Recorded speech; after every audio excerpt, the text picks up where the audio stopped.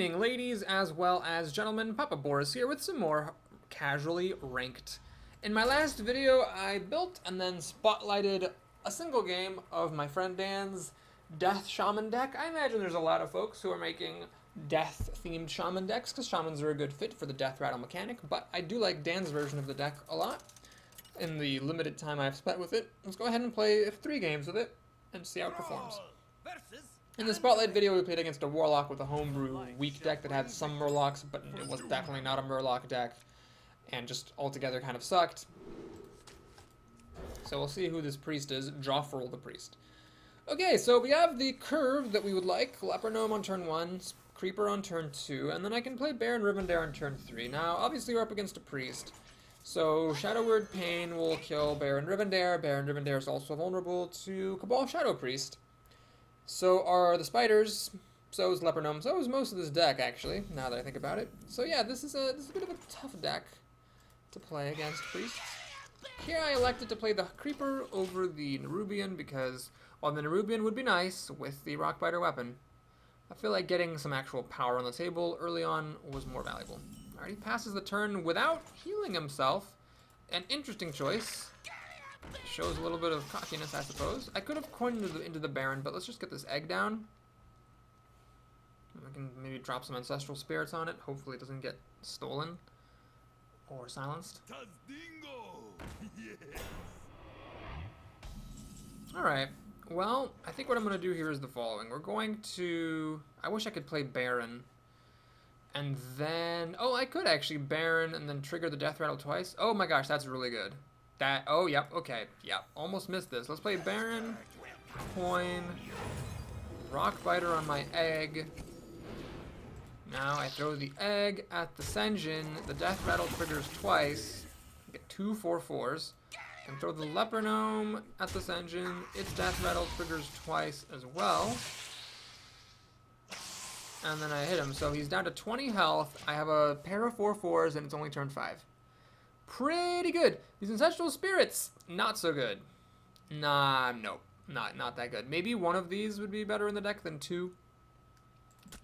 I'd rather have like an extra Harvest Golem or a Defender of Argus than either of those. At the moment, doesn't mean that that's correct, but at the moment that's what it feels like for sure.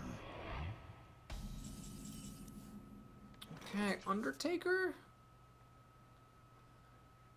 Alright, let's do this. This is a little bit wacky, but sure.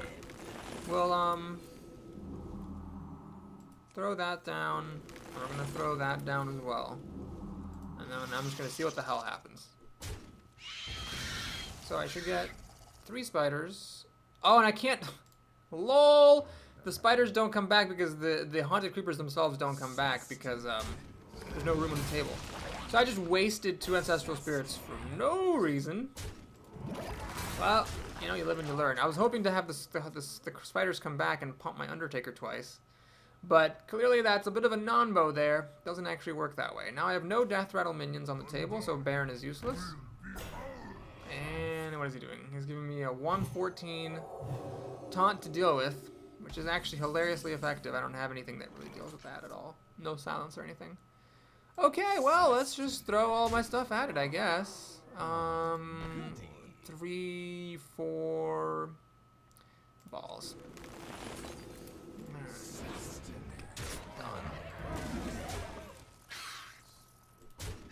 I could still win this game. I could still win it, but I am going off the top, and there's no card draw in this deck. No Mana Tide Totems. I mean, there's Loot Hoarders, I guess. Oh, hey, I could have saved myself a spider if I had played the Harvest Golem first. I forgot about the Undertaker's ability. Well, anyway. Stilby doesn't have any Cabal Shadow Priests. I have all these, or Holy Novus for that matter. As long as I can avoid those 2 things, I might be able to poke through enough damage to win. If I can top deck Alakir, perhaps. Is he giant? Well played. Death Lord. Alright, I'm gonna get a free minion. Hopefully I get Alakir the Winlord. That would be ideal. He also should have played this first, and the Sea Giant would have cost 1 less mana, leaving him with, at the very least, 2 mana to lesser heal himself. Fire Elemental, alright, not bad. Okay, so what we'll do here is... Harvest Golem in there. Run that in there. Actually, I don't even... Do I need to use the... I need to throw away spider stuff, because I do want to play the fire golem. Fire elemental, excuse me.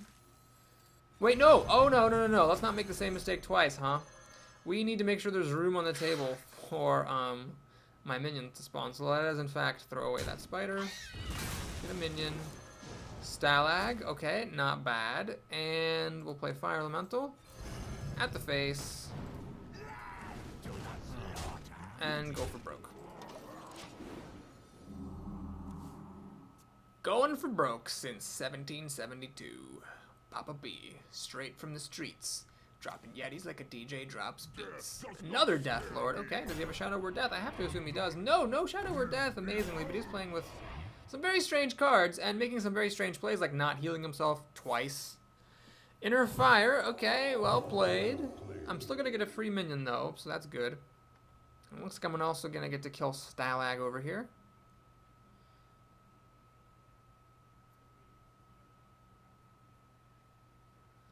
If he kills my golem, the extra death rattle from Baron Rivendare would be wasted, but I don't think he has the luxury to do that. So let's go ahead and just end that. And play the... Okay. So we get to play Loot Hoarder, which will increase my Undertaker's attack power. Let's play... Fire... Making video with it now. And now I need to be careful, because if I throw the golem into this, I'm going to get 2 damaged golems back out, and then I'm not going to get room for the Death Lord thing. The Harvest Golem was out first, so it would trigger before the... So I actually need to do an ugly thing. I need to throw away my Nerubian. 3 minion Alakir, the Winlord Sludge Belcher, not bad. Ups my Undertaker, comically enough. That's really good. So we will now kill off that Warden, plank him in the face, make another totem, hopefully a taunt. It is a taunt, lovely. So the Sea Giant's not going to get to my Undertaker. He needs the Shadow Word Death, but he would have used a Shadow Word Death last turn, I reckon, if he'd had one. He Mind Visions, okay, yeah, you can do that. Baron Rivendare is a little bit of an anti-synergistic card with the Shamans, I'm noticing, because these totems are taking up space, and a lot of the death rattles involve putting things onto the board, so you always end up running out of space. Amazingly, though, it looks like, despite all of my grievous misplays, I am going to win this game. Again, though, mostly because it was just a very homebrewy sort of deck that wasn't properly built. Or just, maybe it was properly built, but it wasn't that strong. Okay, so now let's get a card. Actually, 2 cards, because of Baron Rivendare. That is 1 death rattle that does not get wasted. Nice. Reincarnate. Do I have anything good to do it on? No. Not particularly. And no death rattles to buff things up with. Alright, well, let's pop the Baron, I guess, against the Ghoul. Let it deal damage to everything.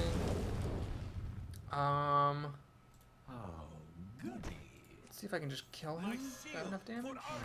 Yes, I do. Well played!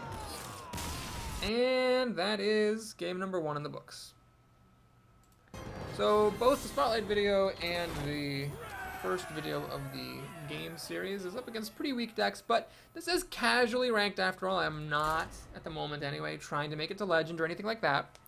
So we're making casual decks here. How well does this deck hold up to the casual marker? Well, a lot of the cards in it are Nextramus cards.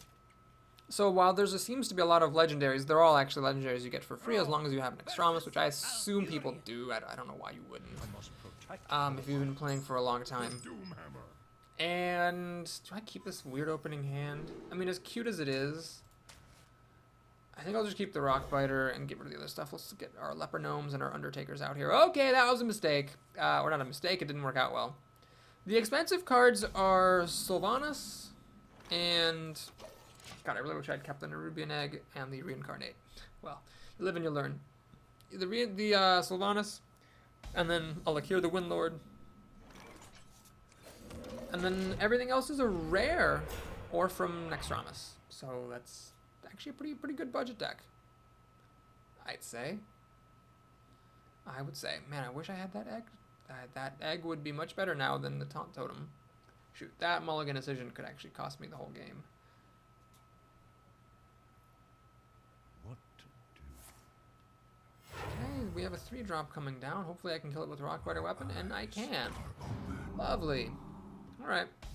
So, while this is not as good as having an Arubian egg, not by a long shot, it's still alright. I spend the mana to kill a 3-drop, which is really good. I can play Defender of Argus to beef this stuff up a little bit. And as long as I'm holding steady, you know, I've got some good endgame cards here. Things could be good. My eyes. Another Earthring Force here. Drops down the pike. I can see.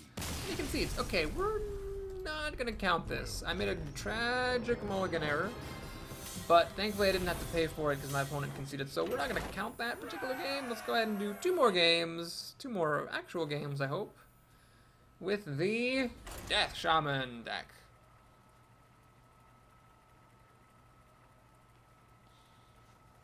I like the deck. I don't think I like the double Ancestral Spirit. I think one of them would have been more appropriate than 2. Other than that, I think it's fine. And I do think it feels more right to me than the Mage deck was, as fun as that deck was too. Rajamano, the Paladin. Alright, well, I think I'll keep this stuff, these spiders, and play them back to back. Ideally, I'll get an Undertaker, or 2. And of course I don't, because I never get Undertakers on turn 1, ever, ever. Reincarnate on these is not that great. It's basically spending 2 mana to get a pair of 1/1s. It's not the greatest thing. And he has Light's Justice, which will mop up these spiders, albeit slowly, and he also hits me in the face. So when people hit you in the face with Light's Justice, it implies they have another weapon. Because if they didn't have another weapon, it's generally incorrect to use the weapon for the Light's Justice for the face. Better to wait and see what your opponent plays. You know, if it's a Shaman, you might get the 1/1 totem. You'll have uses for this weapon. But if you've got a true Silver Champion that you think you might play, and then break the rest of your Light's Justice, it's worth it to throw the Light's Justice at the face. Makes a pretty good move there, damaging my spider. I agree with that in play, because that means that after I pop into this recruit, I get my spiders out, and then he can use the weapon to mop up the spiders. Well, it's risky to play the Undertaker here, but I think it's worth it. He doesn't have the kill ready at hand. He only has 1 damage here. And I might as well start trying to build this thing up. I can play the spider next turn, it'll become a 2/3. Ready for action. Ready for action! Reporting for Okay. duty. So he uses the weapon to kill one of these spiders, but I'm still doing okay. I can play the other creeper. I now think, do I want to use Rockbite or weapon? I don't think I actually want to use Rockbite or weapon. Let's just kill that. Kill that. Got both of my 8 mana legendaries here and pass the turn. This is actually going to be a little bit of a problem if he kills my stuff and I don't chop deck anything to play. The king. He will kill my Undertaker. Blast and shucks. Blast and shucks, I say. Alright, he decides to hang on to the last tick of the weapon. Smart, smart, smart. Do I play the Golem or do I reincarnate my spider? If I reincarnate the spider, I get 2 1/1s and I'm back to a 1/2. And then I can the Rockbiter to kill that thing off? That seems silly. Let's just put a creature down. Rockbiter to kill this. Hit him in the face. I'm very safe against pretty much all forms of Paladin removal. Consecration, Hammer of Wrath, True Silver Champion, anything. I can kill it. Or I can survive it because my creatures survive. So Reincarnate's a bit weak here. I can get either a 2/1 for 2 mana or a pair of 1/1s for 2 mana, neither of which is that inspiring. My expensive legendaries are really slowing me down here. I'm at the mercy of what my deck wants to feed me. Alright, he does have Hammer of Wrath, and this last tick of the weapon will finish off the damaged Golem, giving him cut of damage, essentially. And he plays Stone Tusk Boar, which is fine as well, although I don't... What? Whoa, okay. Don't understand what he did there. He threw away the pig for no reason. Like, granted that he was going to lose the weapon, he should have just kept the pig in his hand. Bizarre. Okay, I could reincarnate to get a pair of 1/1s now. Is that worth doing? If he consecrates, they'll be gone. But you know what? I need to do it. I need to... Because if he consecrates, he's also spending his entire turn doing that. Well, not his entire turn, but most of his turn. And I still will get more 1/1s popping out of this spider. I've got to do that so that I can build up some pressure and wait for my turn 8s to play. I have to wait 3 more turns to play either of these. And as you know, in Hearthstone, a turn is everything. So 3 turns is pretty basically an eternity. eternity. Okay. So there's a raid leader. I can clear out his board here, but it will cost me everything I have. Ancestral Spirit. Alright, fine. This is really not that great. But it's, you know, better than nothing.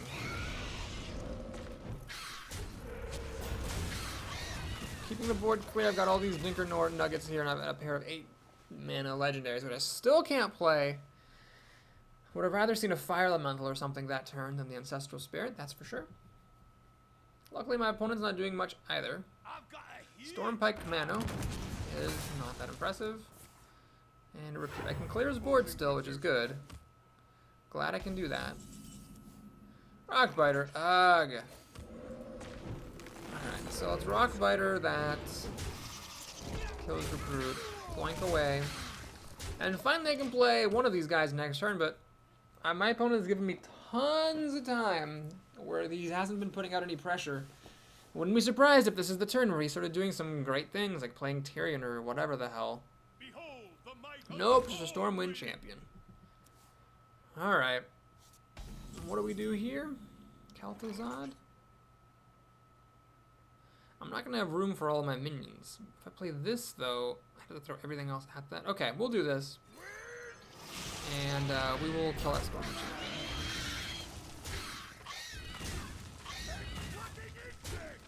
So the hope is that if this thing actually lives a turn, I hope I can play Kel'Thuzad and sacrifice Alakir. Because then Alakir comes back, and that's obviously pretty sweet. Is another Light's Justice? Okay, that's not that great. Raid Leader is not that great. And you can't kill my things. He plays Nightblade. Oh my god, Nightblade. He plays Nightblade. Alright, well, my opponent just gave me an eternity to do whatever I wanted, so we'll play Kel'Thuzad. Can't kill him, so we'll just play it slow. Let's kill the Raid Leader. Kill the Nightblade. And then you have to remember, when you play with Kel'Thuzad, you really do need to, like, think differently. Because you actually want your minions to die sometimes, so that they come back full health and with all their abilities, like Divine Shield. But you also have to make sure you don't run out of space, because that's a problem. You also have to make sure you don't have so much fun with Kel'Thuzad that you actually forget to kill the opponent. So can I win? You know what, instinct tells me I can win, so let's just go ahead and win. Because I had 10 damage, 16, 17, 18, yeah. The flame strike would have done the job.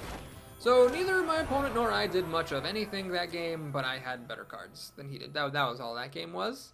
His card quality wins. So maybe I would replace the second Ancestral Spirit with a Manatide Totem, just so that there is something in this deck to draw cards besides Loot Hoarder. Seems like with all the expensive cards here, we'd want some more card draw.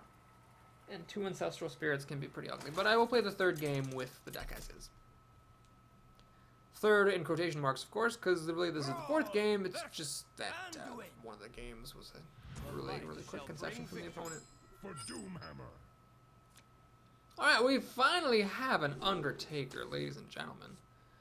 I'm going to mulligan the Flame Tongue because I don't really want to use the Undertaker with the Flame Tongue. I'd rather get Leper Gnomes. Or things like this. Haha, which beef up my Undertakers, if they all can survive, of course. We're fearing a Holy Smite or Shadow Word Pain to kill off my Undertaker before his time. Let us see what transpires. I could get really big, though.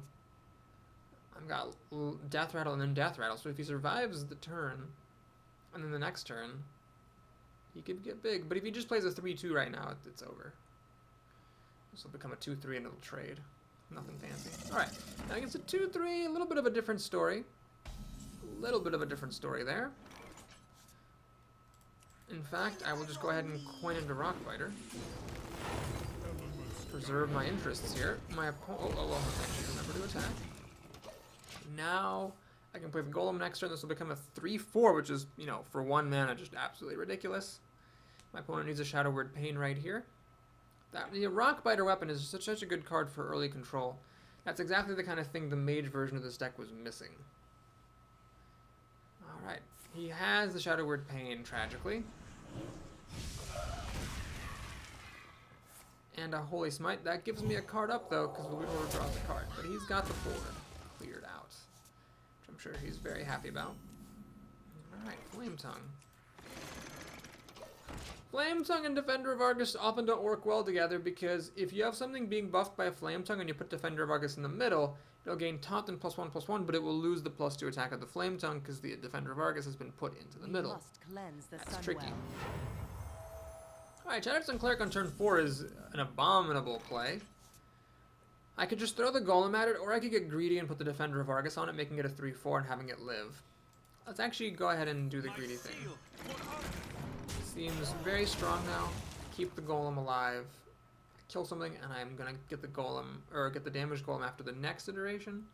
Also, a Fire Elemental coming down soon for more card advantage, presumably. Oh my gosh, so many Gurubashi Berserkers today in my arena games. Luckily, I can deal with it really well this time, because what happens is, I can hit it with the Defender of Argus while it's a 2 power and it'll live. Then the Golem, which was gonna die anyway, finishes it off. Then, let's play the spiders and 1 leopard. That's the turn. So, Holy Nova would leave the Flame Tongue alive and it would pop out these spiders. And that would be his whole turn as well.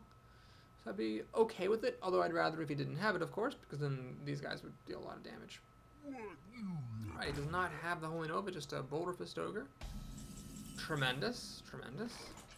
All of your death rattles trigger twice. Not that helpful here, I mean, yeah. So we'll play the Fire Elemental. Kill the Ogre with my damage bomb. Swing, bada, bada. And now he needs a Shadow Word Death to kill the Fire Elemental, but that's 3/7 of his mana, and then I've still got all this other stuff. I'm not as vulnerable to Holy Nova now. I took away one of my creatures. And the Baron, well, the Baron is tricky because Shadow Word Pain, if he has a second one, could kill it. Or Cabal Shadow Priest. Of course, if he had a Cabal Shadow Priest, I imagine he'd use it already to steal the Flame Tongue or the Leopard Gnome, if nothing else. So perhaps the Baron is actually safe. He actually top decks a Shadow Word Death off an Office Engineer, which is frustrating, but whatever, worse things have happened. Plays an Ooze, which I don't care about. We have 6/9 damage.